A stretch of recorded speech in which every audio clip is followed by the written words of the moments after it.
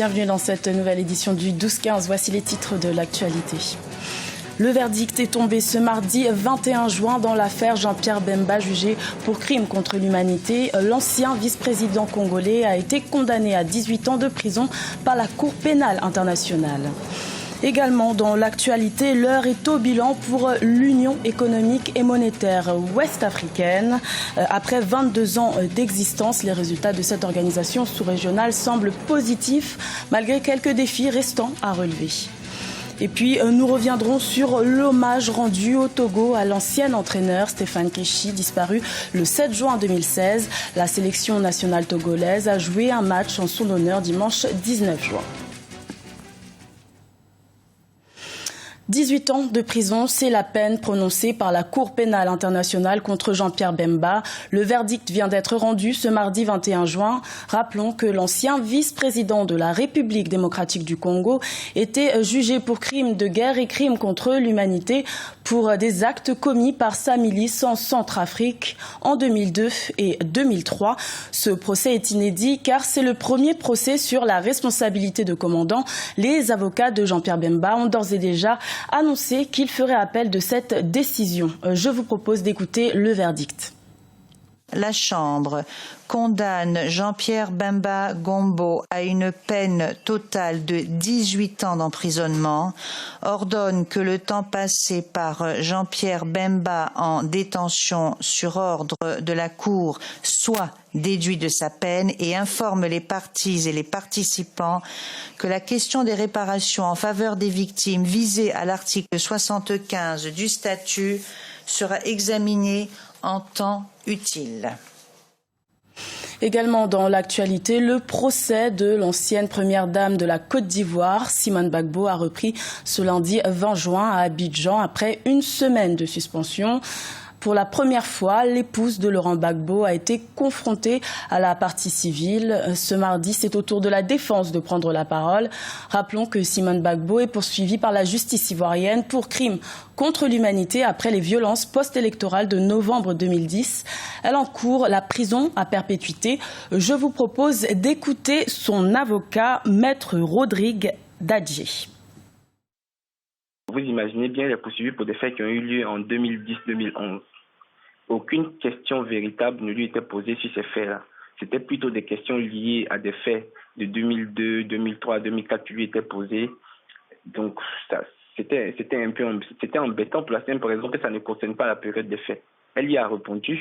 Il y a eu aussi des insinuations mensongères ou peut-être, je dirais, plutôt erronées qui ont été faites à son insu. Elle s'est énervée pour leur dire qu'elle était choquée par de telles insinuations mensongères ou erronées qui sont extrêmement graves et qui sont étayées par aucun élément de preuve. Elle aurait souhaité qu'on lui pose des questions sur les faits pour lesquels elle est présente dans la salle et pour lesquels elle est en détention depuis des années. Je vous le disais en titre, après 22 ans d'existence, l'heure est au bilan pour l'UMOA. L'Union économique et monétaire ouest-africaine a été créée en 1994 à Dakar, au Sénégal, et compte 8 pays dans ses rangs. Malgré un bilan considéré comme positif par beaucoup d'observateurs, les défis à relever restent nombreux pour cette organisation sous-régionale. Birama Seonera. L'UMOA, Union économique et monétaire ouest-africaine, 22 ans d'existence. Créée le 10 janvier 1994 à Dakar au Sénégal, l'organisation sous-régionale regroupe 8 pays de l'Afrique occidentale. Il s'agit du Mali, du Sénégal, de la Côte d'Ivoire, du Burkina Faso, du Bénin, du Togo, du Niger et de la Guinée-Bissau. En 22 ans, de nombreuses avancées ont été notées dans la mission de l'UMOA. Il s'agit surtout des politiques macroéconomiques telles que la construction des marchés communs, l'harmonisation des législations, des politiques et programmes sectoriels ont été également mis en œuvre. En 2015, pour la deuxième année consécutive, la croissance économique a dépassé 6%. L'inflation est restée modérée aux alentours de 1% en 2015 grâce à l'ancrage du taux de change et à l'évolution positive des termes de l'échange. Ces résultats positifs, nous les devons aussi au travail remarquable réalisé par les institutions et les organes de l'UMOA. Lors de sa création en janvier 1994, l'un des objectifs majeurs de l'UMOA était la libre circulation des personnes et des biens. Aujourd'hui, selon la Commission de l'Union, cette intégration des peuples constitue une réalité. Si les politiques sont conçues, des mesures prises pour une libre circulation dans l'espace, il reste que certaines autorités sont réfractaires.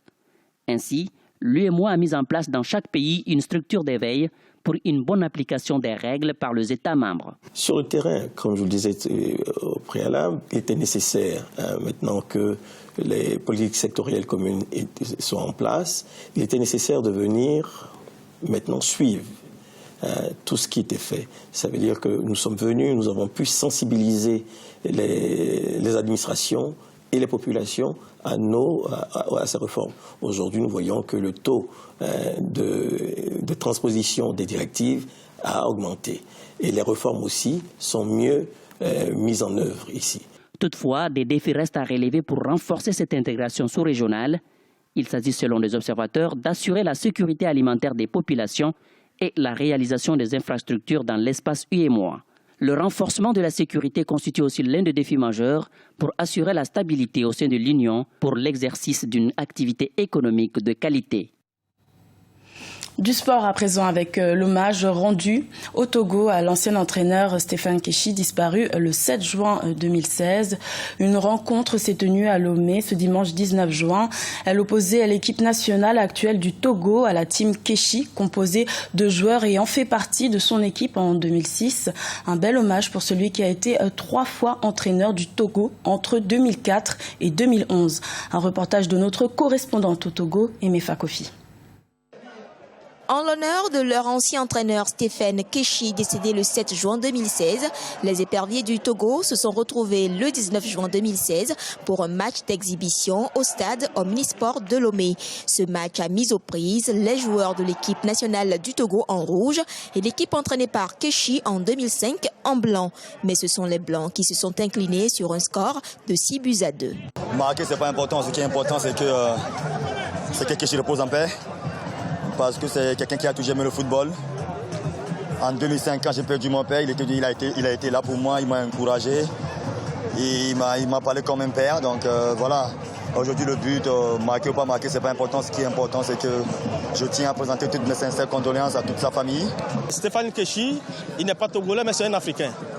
C'est un devoir de tous les Togolais de dire que Stéphane Keshi, non seulement il a beaucoup fait pour nous, il était notre frère, il était quelqu'un qui nous a donné un plus, surtout à ce football togolais. Le public a massivement fait le déplacement du stade pour rendre hommage à celui qui avait spectaculairement conduit le Togo à la phase finale de la Coupe du Monde 2006.